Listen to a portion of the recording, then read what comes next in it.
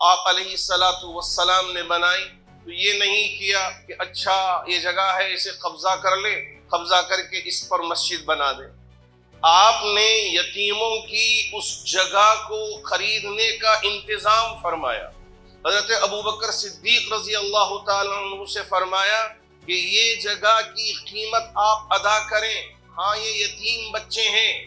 اور جو بازار کی قیمت ہے اس سے بھی ذرا زیادہ قیمت دیں، اس لیے کہ یہ حقدار ہیں اور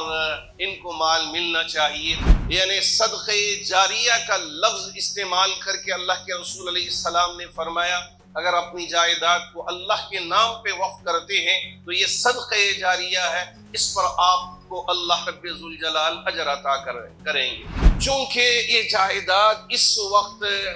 مسلمانوں کے قبضے میں ہے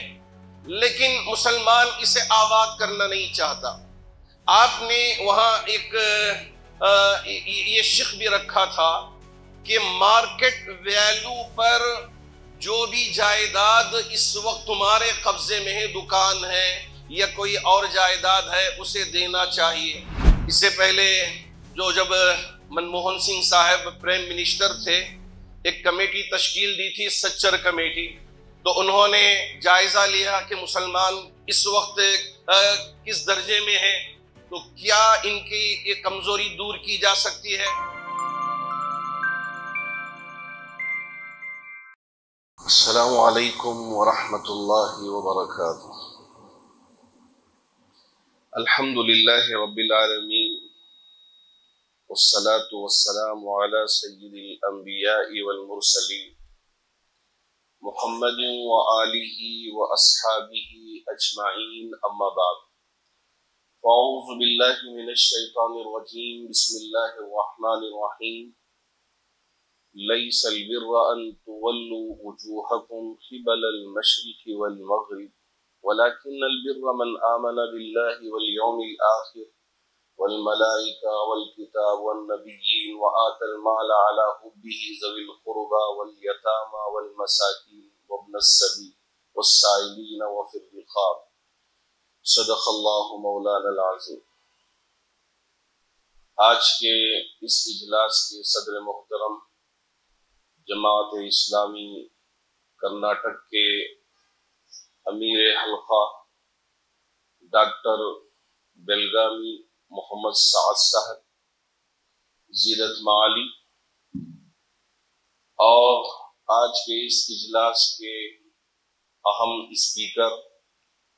اور ایکس راجیہ سبھا کے ڈپٹی اسپیکر عزت مآب الحاج کے رحمان خان صاحب زیرت معالی، اور ہمارے ایک اور بڑے ہی محترم یہاں تشریف فرما مہمان مکرم،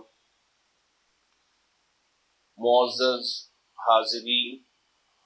اس لیے کہ آج کل کا دور ناظرین کا بھی ہو گیا ہے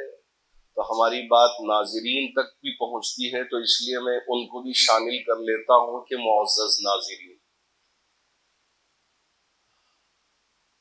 یقیناً عزت مآب الحاج کے رحمان خان صاحب نے بہت ہی قیمتی باتیں، چونکہ آپ کے علم میں یہ بات ہونی چاہیے کہ 2013 میں جو وقف ترمیمی بل پیش کیا گیا اور اس کو پاس کیا گیا لوک سبھا میں بھی اور راج سبھا میں بھی، تو اس کے لیے اہم کی جو تھے وہ الحاج کے رحمان خان صاحب ہی تھے کہ جنہوں نے ان تمام مسائل کو حل کر کے ایک نتیجہ امت کے سامنے پیش فرمایا تھا۔ اللہ آپ کو صحت سے رکھے، تندرستی سے رکھے، اور آپ کی باتوں کو ہمیں سننے اور سمجھنے اور اس پر عمل کرنے کی توفیق عطا فرمائے۔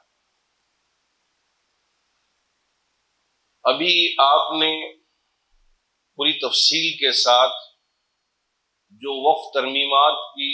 باتیں تھیں اسے سماعت فرمایا۔ 44 ترمیمات ہوئی ہیں اور اس کے ذیل میں 130 پر 6 ترمیمات ہوئی ہیں۔ اب جو 2024 میں ترمیمات ہو رہی ہیں تو اس کی طرف آپ نے بعض کا اشارہ کیا، اس لیے کہ وقت مختصر ہوتا ہے، اس میں تمام ترمیمات کا ذکر کرنا اور احاطہ کرنا ناممکن ہی ہے۔ یہ تمام باتوں کو احاطہ کرنا یہ ممکنات میں سے نہیں ہے، لیکن جو ضروری باتیں تھیں اسے عزت مآب صاحب نے ہمارے سامنے پیش فرمایا۔ اب جو عنوان میرے لیے دیا گیا ہے میں بس اس کے بارے میں آپ کے سامنے بات رکھنا چاہوں گا۔ ابھی قرآن مجید کی آیت ہم نے پڑھی اور سنی کہ لیس البر ان تولوا وجوہکم قبل المشرق والمغرب، کہ ہم اپنے چہرے کو مشرق کی طرف پھیر لیں اور مغرب کی طرف پھیر لیں، یہ اصل نیکی نہیں ہے۔ جی ہاں، اللہ نے حکم دیا کہ آپ کعبے کی طرف چہرہ پھیر کے نماز پڑھیں، یقیناً ہم پڑھیں گے، اجر ملے گا، اور اگر بیت المقدس کی طرف چہرہ پھیر کے نماز پڑھیں ہم پڑھیں گے، لیکن اسی کو نیکی سمجھ جانا یہ مت سمجھیں اس میں اللہ کا اصل حکم ہے، آرڈر ہے، اس پر ہم کو عمل کرنا ہے۔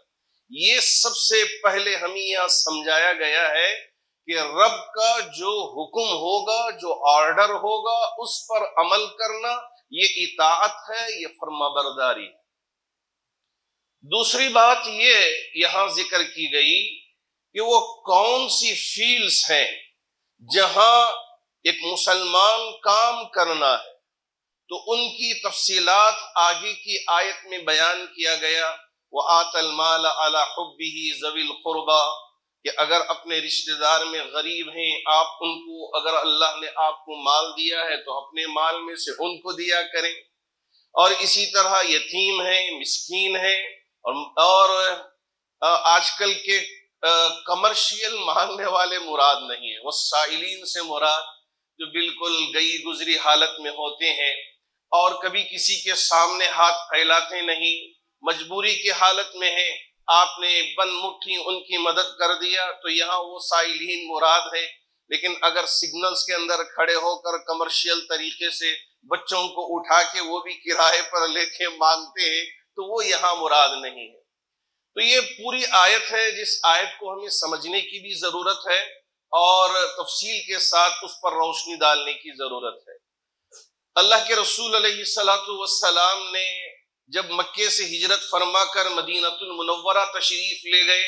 تو جو مسجد قباء اس وقت تعمیر ہے، آپ بھی گئے ہوں گے، نماز ادا کی ہوگی، وہ بھی وقف کی جائیداد تھی۔ اللہ کے رسول علیہ السلام نے وہاں مسجد بنائی،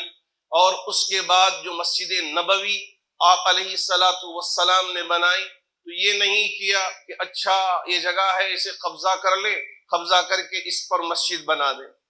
آپ نے یتیموں کی اس جگہ کو خریدنے کا انتظام فرمایا۔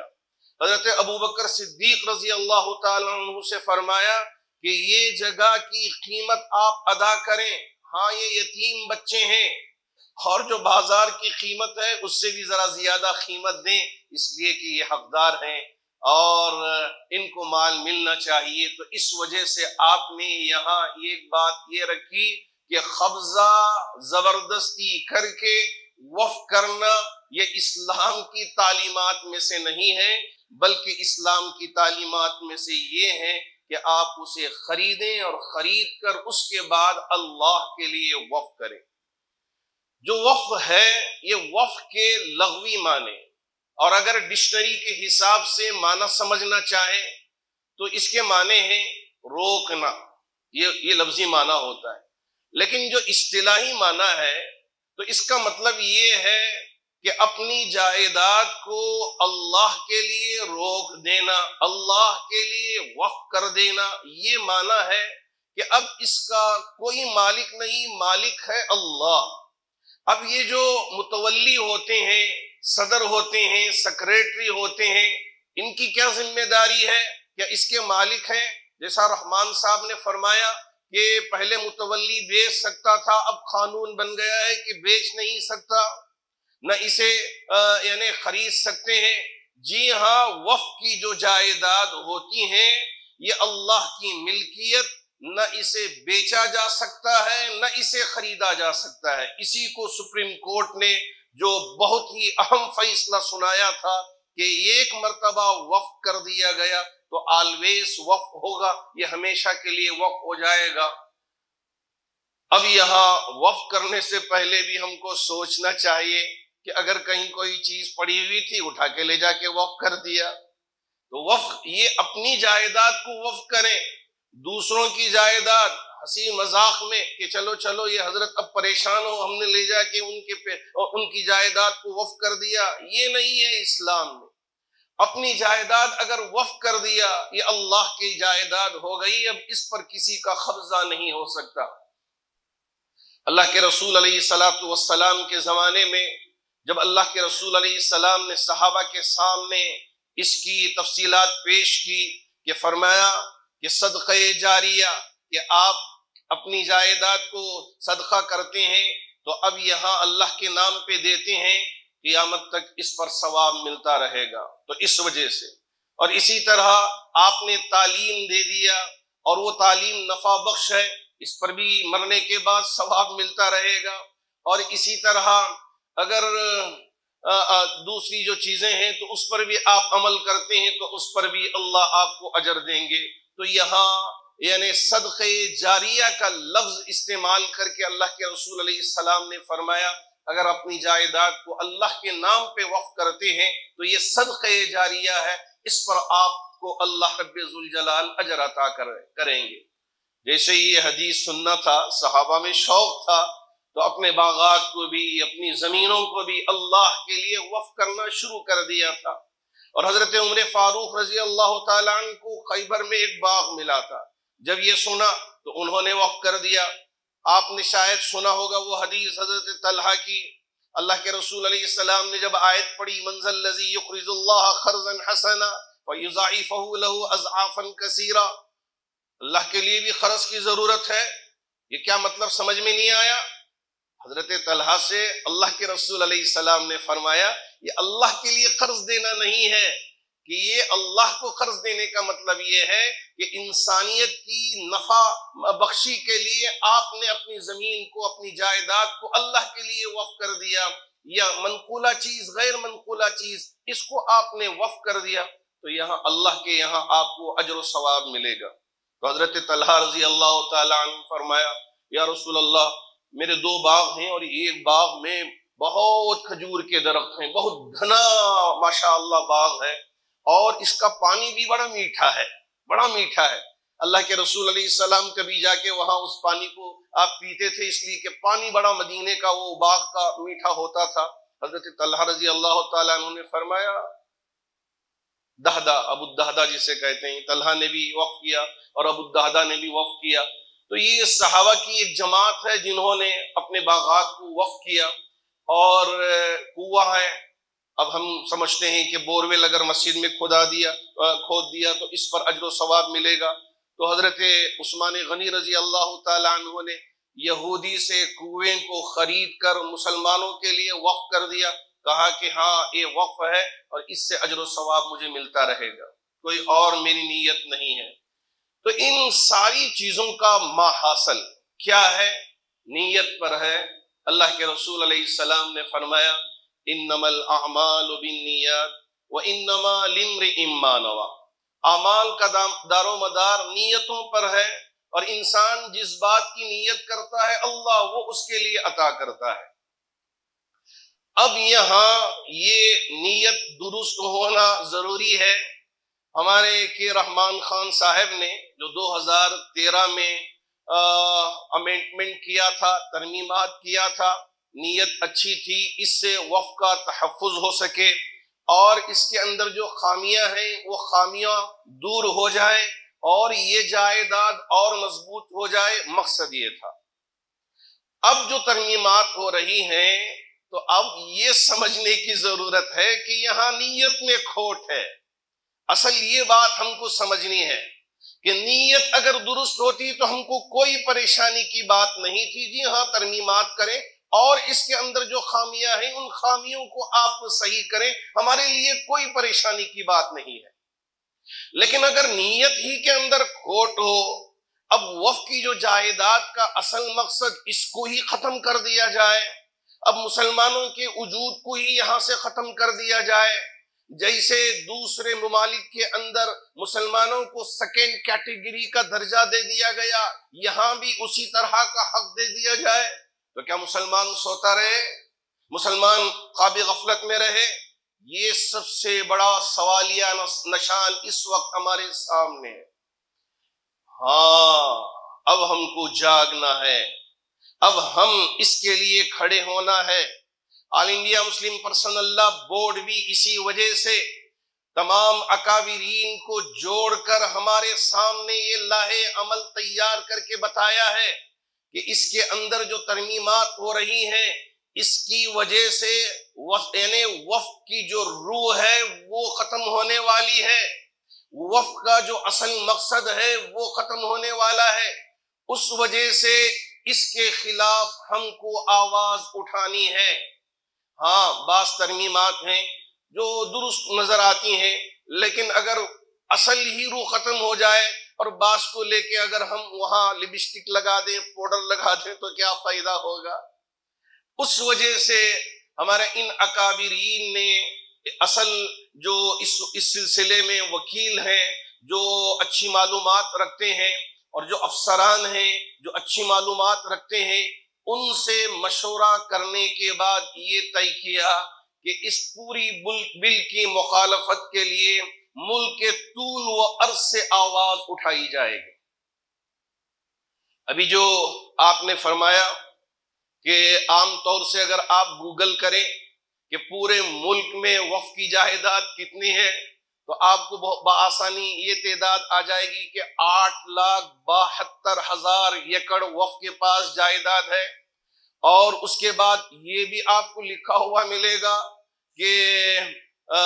آرمی کے پاس یعنی ملٹری کے پاس بڑی زمین ہے،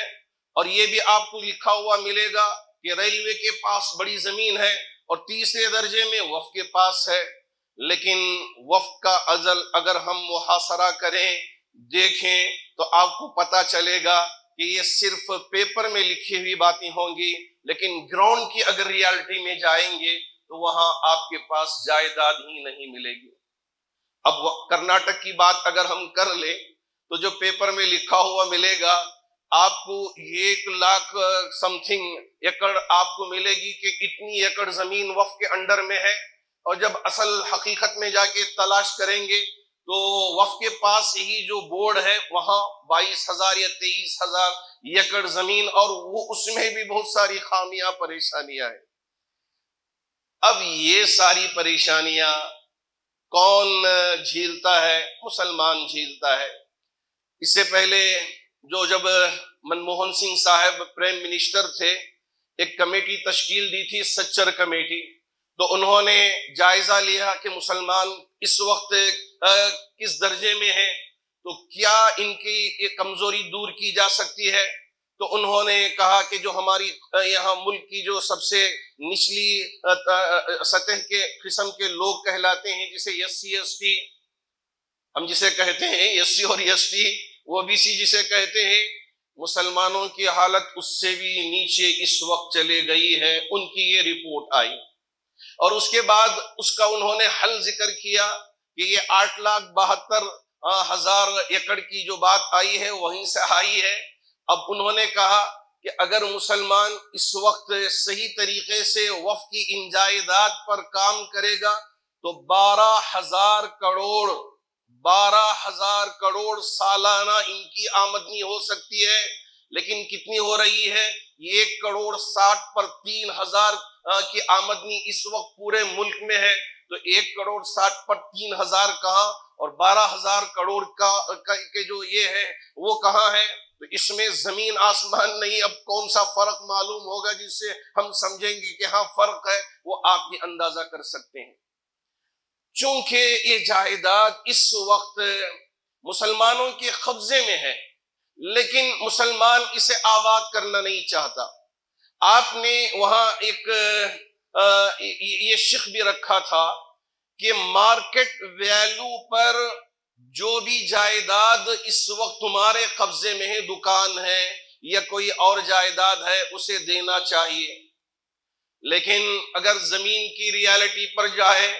تو یہ مارکیٹ ویلیو کہاں، اس لیے کہ یہ ساری چیزیں اس طرح سے ہوتی ہیں۔ اکثر و بیشتر یہ دیکھا گیا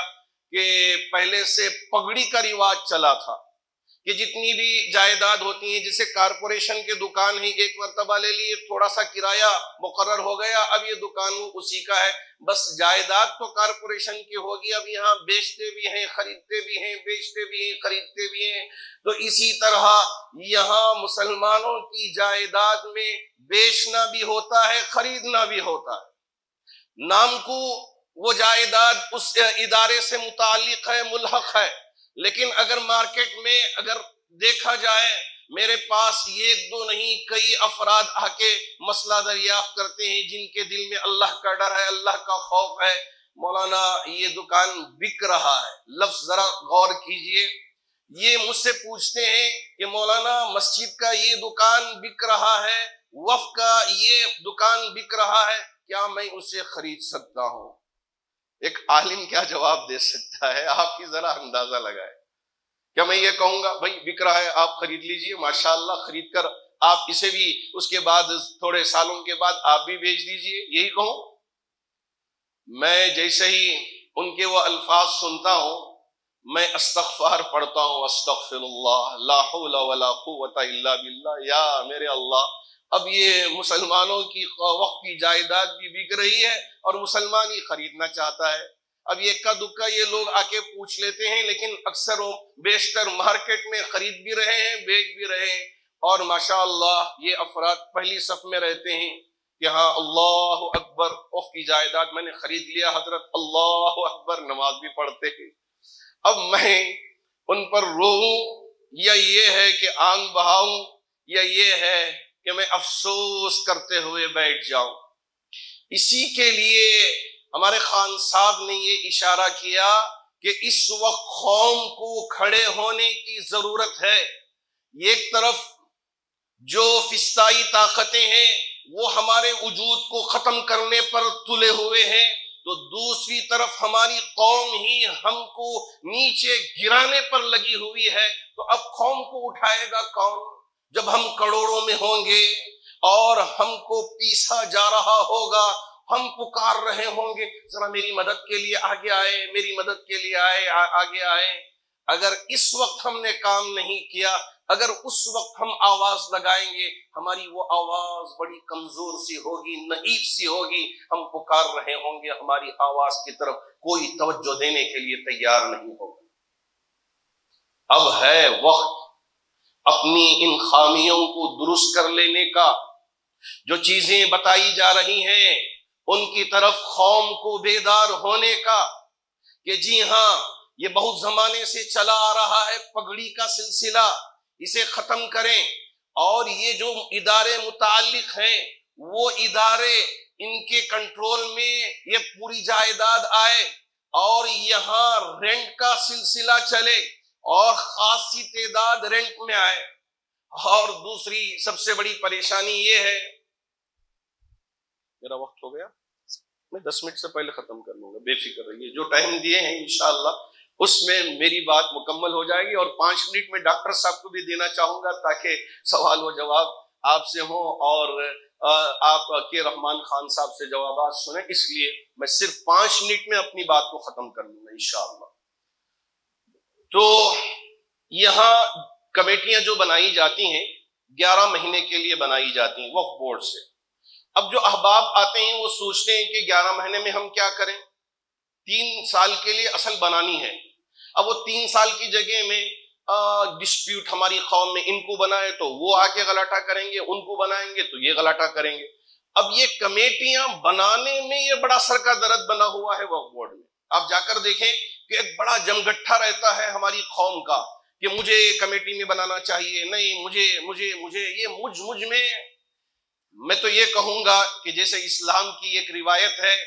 اور یہ بات چل پڑی ہے کہ جو یہ کہے کہ مجھے بناؤ اسے ہٹاؤ، جو نہیں بننا چاہتا ہے اسے لے کر آ کر ذمہ داری دو، وہ پوری ذمہ داری ادا کرے۔ اب یہاں 11 مہینے، اب 11 مہینے میں میں کیا کروں؟ تو اس وجہ سے اب یہ ایسی ہی پڑے رہے، اب کہاں اس کو